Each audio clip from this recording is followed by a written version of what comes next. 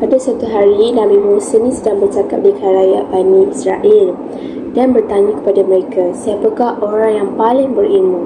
Maka katanya pada dirinya sendiri bahawa ilmu yang paling tinggi. Lalu Nabi Musa pun ditegur oleh Allah SWT bahawa ada lagi hambanya yang lebih tinggi pengetahuan, iaitu Bani Khidir. Okey. Lalu Nabi Musa pun tertarik untuk menuntut ilmu daripada Nabi Khidir. Maka Nabi Musa pun mengambil keputusan untuk berangkat ke lokasi dan diperintahkan oleh Allah SWT bahawa anak muridnya iaitu Yusha bin Nun.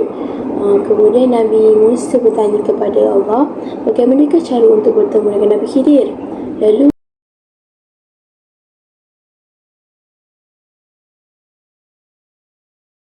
Allah memerintahkan Nabi Musa untuk membawa bersama bekal ikan goreng yang diletakkan dalam bekas.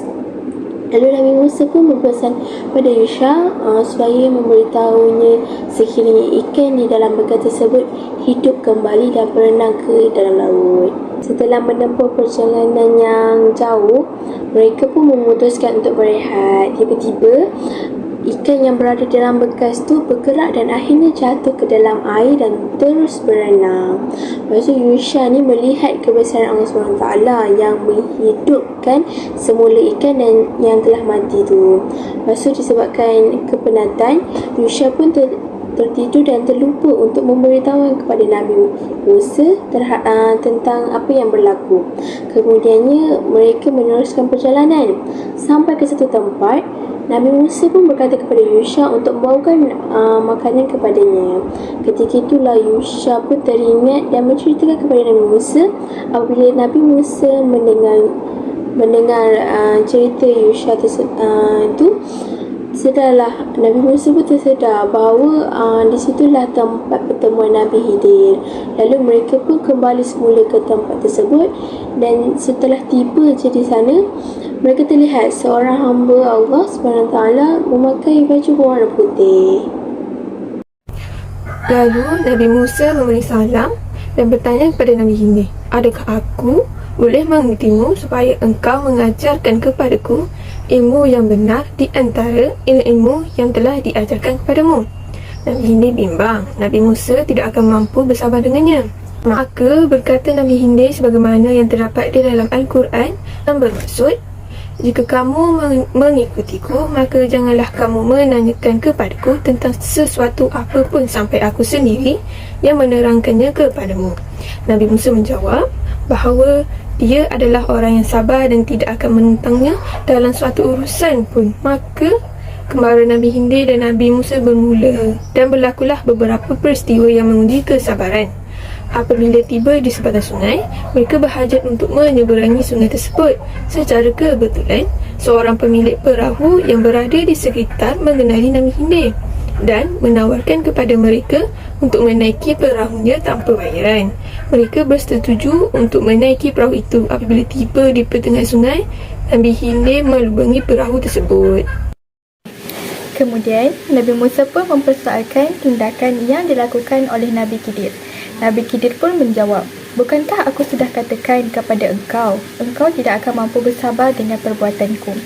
Nabi Musa pun menjawab, maafkan aku, baiklah, aku berjanji, selepas ini aku akan bersabar dengan perbuatanmu. Setelah itu, apabila mereka sampai di daratan, Nabi Musa dan Khidir pun meneruskan perjalanan mereka. Ketika mereka berjalan di kawasan kampung itu, mereka mendapati tidak ada satu pun penduduk di kawasan kampung itu. Kemudian mereka pun meneruskan perjalanan mereka sehingga tiba di satu tempat yang agak jauh daripada kawasan tersebut. Nabi Khidir dan Musa pun bertemu dengan seorang anak muda. Tanpa berkata apa-apa, Nabi Khidir pun membunuh anak muda itu. Nabi Musa berasa sangat terkejut dan hairan dengan tindakan yang dilakukan oleh Nabi Khidir. Lalu Nabi Musa pun bertanya kepada Nabi Khidir, wahai Khidir, mengapa engkau membunuh anak muda itu tersebut? Lalu Nabi Khidir pun menjawab, bukankah aku sudah katakan kepada engkau tidak akan sabar dengan perbuatanku? Nabi Musa terus terdiam dengan kata-kata Khidir. Nabi Musa pun menyadari bahawa dia telah membuat kesilapan dan mempersoalkan semua tindakan yang dilakukan oleh Nabi Khidir. Nabi Musa dan Nabi Khidir tiba di sebuah kampung. Mereka meminta penduduk kampung tersebut menjamu mereka. Tetapi penduduk kampung tersebut tidak mahu menjamu mereka. Disebabkan itu, Nabi Khidir dan Nabi Musa pun meneruskan perjalanan mereka. Tiba-tiba mereka ternampak ada sebuah rumah yang dindingnya hampir roboh. Kemudian Nabi Khidir pun terus pergi memperbaiki dinding tersebut. Disebabkan peristiwa itu, Nabi Khidir memberitahu kepada Nabi Musa bahawa Nabi Khidir ni tidak dapat menerima Nabi Musa sebagai anak muridnya. Lalu mereka harus berpisah. Sebelum mereka berpisah, Nabi Khidir menjelaskan kepada Nabi Musa perkara yang terjadi sepanjang perjalanan mereka.